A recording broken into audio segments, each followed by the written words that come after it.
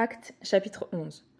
Les apôtres et les frères qui étaient en Judée apprirent que les non-juifs avaient eux aussi fait bon accueil à la parole de Dieu. Et lorsque Pierre monta à Jérusalem, ceux qui étaient circoncis lui adressèrent des reproches, en disant « Tu es entré chez des incirconcis, et tu as mangé avec eux. » Pierre se mit à leur exposer dans l'ordre tout ce qui s'était passé. Il dit « J'étais dans la ville de Jaffa, et pendant que je priais, j'ai eu en extase une vision. Un objet qui ressemblait à une grande nappe attachée aux quatre coins descendait du ciel et venait jusqu'à moi. Je l'ai examiné attentivement, et j'ai vu les quadrupèdes de la terre, les bêtes sauvages et les reptiles, ainsi que les oiseaux du ciel. Puis j'ai entendu une voix qui me disait « Lève-toi, Pierre, tue et mange. » Mais j'ai dit « Certainement pas, Seigneur, car jamais rien de souillé ni d'impur n'est entré dans ma bouche. » Pour la deuxième fois, la voix s'est fait entendre du ciel. « Ce que Dieu a déclaré pur, toi ne le considères pas comme impur. » Cela est arrivé 3 fois, puis tout a été retiré dans le ciel. Et voilà qu'à l'instant même, 3 hommes envoyés de Césarée vers moi sont arrivés à la maison où j'étais. L'Esprit m'a dit de partir avec eux sans hésiter. Les 6 frères que voici m'ont accompagné, et nous sommes entrés dans la maison de Corneille. Cet homme nous a raconté comment il avait vu l'ange se présenter à lui dans sa maison et lui dire « Envoie quelqu'un à Jaffa et fais venir Simon, surnommé Pierre. Il te dira un message par lequel tu seras sauvé, toi et toute ta famille. » Lorsque j'ai commencé à parler, le Saint-Esprit est descendu sur eux, comme sur nous au début.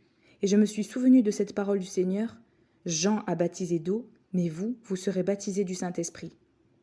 Puisque Dieu leur a accordé le même don qu'à nous qui avons cru au Seigneur Jésus-Christ, qui étais-je, moi, pour m'opposer à Dieu ? Après avoir entendu cela, ils se calmèrent et se mirent à célébrer la gloire de Dieu en disant « Dieu a donc aussi accordé aux non-juifs la possibilité de changer d'attitude afin d'avoir la vie. » Ceux qui avaient été dispersés lors de la persécution survenue après la mort d'Étienne allèrent jusqu'en Phénicie, dans l'île de Chypre et à Antioche. Mais ils n'annonçaient la parole qu'aux Juifs. Cependant, certains d'entre eux, qui étaient originaires de Chypre et de Cyrène, vinrent à Antioche et s'adressèrent aussi aux non-juifs pour leur annoncer la bonne nouvelle du Seigneur Jésus. La main du Seigneur était avec eux, et un grand nombre de personnes crurent et se tournèrent vers le Seigneur. La nouvelle en parvint aux oreilles des membres de l'église de Jérusalem, et ils envoyèrent Barnabas jusqu'à Antioche. À son arrivée, lorsqu'il vit la grâce de Dieu, il en éprouva de la joie. Il les encourageait tous à rester attachés au Seigneur d'un cœur ferme, car c'était un homme de bien, plein d'Esprit Saint et de foi. Une foule assez nombreuse s'attacha au Seigneur. Barnabas se rendit ensuite à Tarse pour aller chercher Saul. Quand il l'eut trouvé, il l'amena à Antioche. Pendant toute une année, ils participèrent aux réunions de l'Église et ils enseignèrent beaucoup de personnes. C'est à Antioche que, pour la première fois, les disciples furent appelés chrétiens.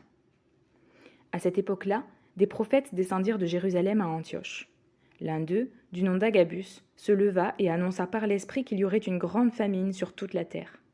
Elle arriva en effet sous l'empereur Claude. Les disciples décidèrent d'envoyer, chacun selon ses moyens, un secours aux frères et sœurs qui habitaient la Judée. C'est ce qu'ils firent en l'envoyant aux anciens par l'intermédiaire de Barnabas et de Saul.